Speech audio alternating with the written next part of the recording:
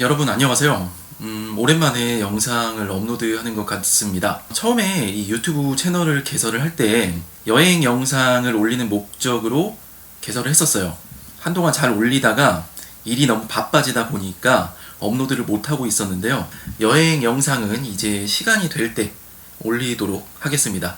틈틈이 올릴 테니까 여러분들께서도 많이 기다려 주시고요. 그동안 이 채널을 그대로 두기가 너무 아쉬워서 무엇을 하면 좋을까 하고 생각을 해보다가 제가 하는 일에 대한 정보를 많은 분들과 공유를 하면 좋겠다라는 생각이 들었습니다. 그래서 기업의 운영과 자금 조달에 대한 내용을 짧지만 알차게 올려보도록 하겠습니다. 기업을 운영하다 보면 당연히 운영 자금이 필요합니다. 그런데 대표님들께서 가장 많이 착각을 하시는 것이 있는데요. 의외로 이런 분들이 많아요. 운영 자금에 대한 정보가 아무것도 없이 그냥 근처에 있는 정책기관이나 주거래 은행에 가서 신청만 하면 1억, 2억씩 팍팍 조달이 된다고 생각하는 분들이 정말 의외로 많아요. 그런 생각으로 자금을 조달하시려고 하다 보면 정책기관에서 자금을 조달할 일은 앞으로 없다고 보시면 되겠습니다. 정부 지원 사업은 금리가 저렴하고 한도가 높은 데다가 상환 기간까지 길어요. 그래서 기업들마다 서로 받으려고 줄을 서 있는 상황인데 아무런 준비 없이 그냥 룰루랄라 신청하러 가시게 된다면 당연히 부결이 뜨게 될 거고요. 그리고 6개월간 신청을 하실 수가 없게 됩니다. 그래서 정책자금은 이것저것 꼼꼼히 체크를 해보고 신청을 해야 되겠죠. 자, 문의사항이 있으신 경우에는 제가 따로 전화번호와 이메일 주소를 올려드릴 거예요. 그쪽으로 전화나 문자, 이메일 남겨주시면 되겠습니다. 시간 나는 대로 틈틈이 업로드를 할 테니까 대표님들에게 맞는 정보를 습득을 하셔서 기업 운영에 많은 도움을 받으셨으면 좋겠습니다. 자, 오늘은 첫 번째 영상입니다. 신용보증기금에 대해서 알아보는 시간을 갖도록 할게요. 신용보증기금은 줄여서 신보라고 합니다. 신보는 담보 부족으로 대출이 어려운 기업을 위해서 신보가 기업의 신용도를 심사를 하고 은행에 신용보증서를 제공을 해서 자금을 지원받을 수 있도록 하는 제도입니다.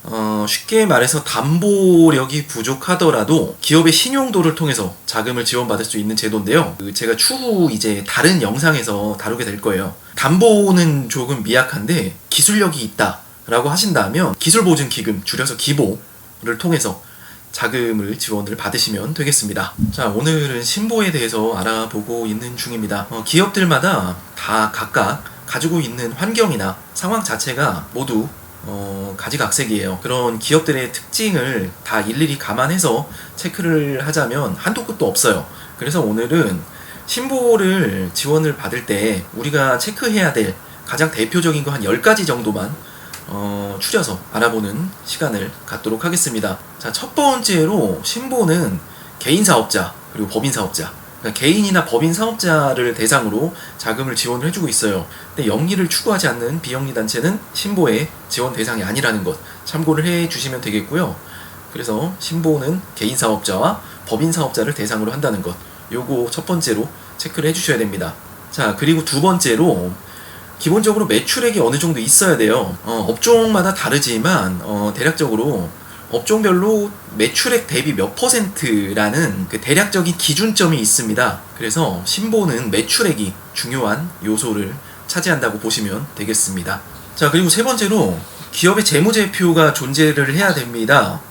보통 신보 신청을 할 때 3년간의 재무제표가 필요한데 업력이 3년이 안 되는 경우가 있어요. 그렇다 하더라도 최소한 1년 정도의 재무제표는 존재를 해야 지원이 가능하다는 거, 그 부분을 체크를 해주시면 되겠습니다. 자, 이렇게 세 번째 체크할 부분까지 짚어봤고요. 자, 네 번째로 주의해야 할 부분은 최근 1년 동안 대표자가 변경이 된 이력이 있다면 진행이 되지가 않아요. 이 회사는 대표자 변경 없이 꾸준히 운영이 되고 있다는 것을 보여주는 것이 중요합니다. 자, 그리고 다섯 번째, 실제 운영자가 사업을 하고 있어야 돼요. 이게 중요한 점 중에 하나인데 우리가 흔히 일명 바지 사장이라고 해서 가족이나 지인을 대표자로 내세우는 경우를 가끔씩 볼 수 있는데, 그 실제 운영자의 신용 점수가 높지가 않거나 아니면 신보 아니면 다른 보증기관의 사고 이력이 있어서 보통 이런 경우가 생기게 되거든요. 그러니까 실제 운영자가 사업을 하고 있지 않은 경우에, 바지 사장이 운영을 하고 있는 경우에는 신보에서 보증서 발급을 해주지 않습니다. 자, 그리고 이 부분은 되게 중요하면서도 기본적인 부분인데요. 자, 국민의 의무 중에 하나가 납세 의무잖아요. 당연히 보증기관에서 정책자금 신청을 할 때 우리가 중요하게 생각하는 부분이자 가장 기본적인 것이, 국세나 지방세가 체납이 되어 있다면 당연히 지원 조건이 안 됩니다. 그래서 세금은 단돈 100원이라도 꼬박꼬박 잘 납부를 하시는 것이 중요합니다. 자, 그리고 7번째로 우리가 체크를 해봐야 될 사항이 재무제표, 기업 등급의 관리를 잘 해야 한다는 것입니다. 보통 재무제표를 기업의 얼굴이라고 해요. 그래서 재무제표상에 안 좋은 지표가 있다면 상당히 평가 점수가 낮게 나오게 되는데요. 재무제표상에 가지급금이나 가수금이 있다면 이 부분은 상당히 불리한 항목으로 작용을 하게 됩니다. 자, 그리고 부채 비율 관리도 좀 잘 해주셔야 되고요. 이자 보상 배수가 1 이하인 경우에는 이자도 내지 못하는 기업이라는 그런 인식이 생기게 되기 때문에 정책자금 지원을 받을 수가 없게 됩니다.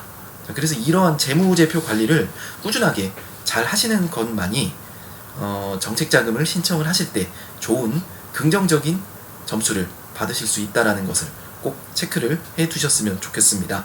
자, 그리고 8번째로 중요한 부분이, 앞서 재무제표 관리 쪽에서 말씀을 드렸는데 부채 비율 관리를 항상 꾸준하게 유지를 해주셔야 돼요. 보통 우리가 흔히 볼 수 있는 정책자금 공고가 발표가 되면 보편적으로 부채 비율이 한 400% 이상 정도가 되지 않도록 해야 된다는 조항이 있습니다. 이러한 제한 비율이 책정이 되는데, 그래도 항상 적정 비율은 200~300% 미만으로 유지를 해주시는 것이 평가를 받는 데 있어서 긍정적인 영향을 준다는 것을 꼭 명심을 하셨으면 좋겠습니다. 자, 이렇게 8가지의 항목을 체크를 해봤고요. 나머지 2가지 항목이 남았는데, 자, 9번째 항목을 한번 체크를 해볼게요.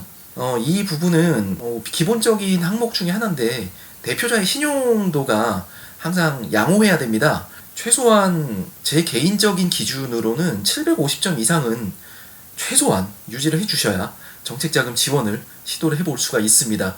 만약에 그 이하의 점수를 보유 중이시라면 왜 신용 점수가 낮은지 분석을 해보시고 빠른 시간 내에 신용 점수를 올리시는 것이 중요하겠습니다. 자, 그리고 한 가지 짚고 넘어가야 될 게, 개인 회생이나 파산 중이신 분들이 간혹 계세요. 이런 분들은 정책자금 지원 자체가 안 되니까 이 부분도 참고를 하시기 바랍니다. 자, 그리고 마지막으로 체크해봐야 될 사항입니다. 자, 우리가 정책자금을 지원을 받는 데 있어서 기업의 환경이나 유형이 상당히 다양하잖아요. 이런 다양한 중소기업 중에서도 정책기관에서 선호를 하는 업종과 제한을 하는 업종이 있습니다. 자, 그래서 이런 선호 업종과 제한 업종을 정확히 숙지를 하시고 지원을 하시는 것이 중요한데요. 업종 코드로 말하자면 C, J, M 코드가 있어요. C는 제조업, J는 정보통신업, 그리고 M 코드는 전문 서비스업을 뜻하는데요. 정책기관에서는 이러한 C, J, M 코드를 선호를 하고 있어요. 물론 도소매 업종도 가능하고 그 외에도 여러 가지 가능한 업종들이 있기는 합니다만, 주로 정책자금을 받는 데 있어서 선호를 받는 업종은 CJM 코드, 제조업, 정보통신업, 전문 서비스업이라는 것, 요것도 참고를 해 주셔야 되겠습니다. 자, 그리고 선호 업종이 있다면 당연히 제한 업종도 있겠죠. 자, 보편적으로 부동산이나 유흥업, 그리고 도박 같은 투기 관련 사행성, 그런 업종들은 융자 제한 업종으로 지정이 되어 있으니까 이런 업종에 종사하고 계신 분들은 정책자금을 지원을 하실 수가 없다는 것, 이런 부분까지도 참고를 하시면 되겠습니다. 자, 오늘 내용은 이 정도로 간단히 정리를 해봤어요.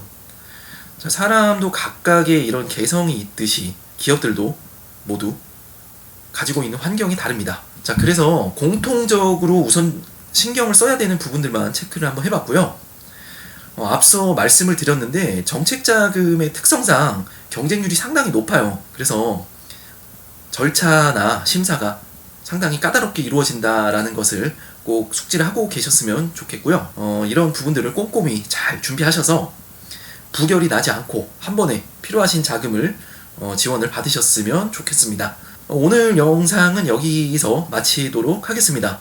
자, 궁금하신 사항은 전화나 문자, 이메일로 연락을 주시면 감사하겠습니다. 자, 저는 다음 영상으로 찾아뵙도록 하겠습니다. 끝까지 시청해 주셔서 감사합니다.